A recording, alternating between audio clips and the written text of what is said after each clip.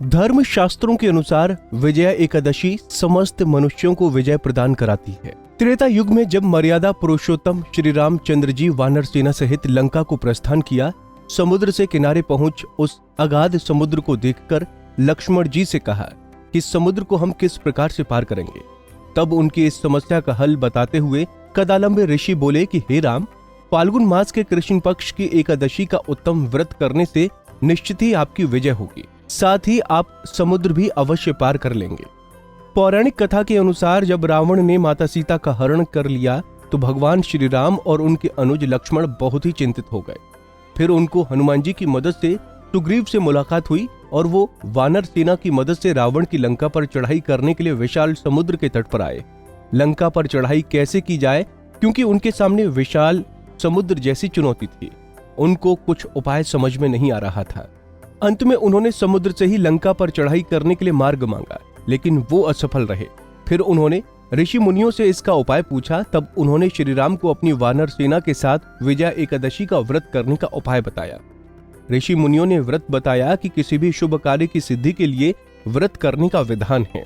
ऋषि मुनियों की बातें सुनकर भगवान राम ने फाल्गुन मास के कृष्ण पक्ष की एकादशी तिथि को वानर सेना के साथ विजया एकादशी व्रत किया। विधि विधान से पूजा की।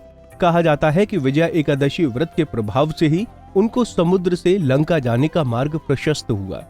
विजया एकादशी व्रत के पुण्य से श्री राम ने रावण पर विजय प्राप्त की। तब से ही विजया एकादशी व्रत का महत्व और बढ़ गया। आम जनमानस में विजया एकादशी व्रत प्रसिद्ध हो गया। लोग अपने किसी कार्य की सफलता के लिए विजया एकादशी व्रत करने लगे। इसीलिए जो कोई मनुष्य विधि पूर्वक इस व्रत को करेगा, दोनों लोकों में उसकी अवश्य विजय होगी। इसके अलावा जो कोई इस व्रत के महात्म को बढ़ाता या सुनाता है, उसको वाजपेयी यज्ञ का फल प्राप्त होता है। श्री रामचंद्र जी ने ऋषि के कहे अनुसार इस व्रत को किया और इसके प्रभाव से दैत्यों पर विजय पाई। ऐसे में अगर आप विजय एकादशी का व्रत नहीं रख पाए या फिर व्रत नहीं रखते हैं, तो इस दिन अगर आप सच्चे मन से विजय एकादशी व्रत कथा सुनते हैं तो हर काम में सफलता मिलती है।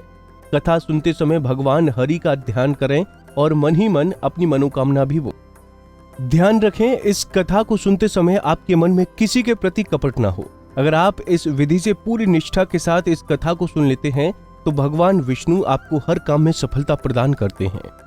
कुंडली टीवी डेस्क से प्रिया शर्मा की रिपोर्ट। इसी तरह की और भी जानकारी लेने के लिए हमारे चैनल को सब्सक्राइब करें और नई वीडियो की नोटिफिकेशन के लिए बेल आइकॉन दबाएं। अगर आप ये वीडियो फेसबुक पर देख रहे हैं तो वीडियो को लाइक और शेयर करें। साथ ही अपनी राय कमेंट बॉक्स में जरूर बताएं। धन्यवाद।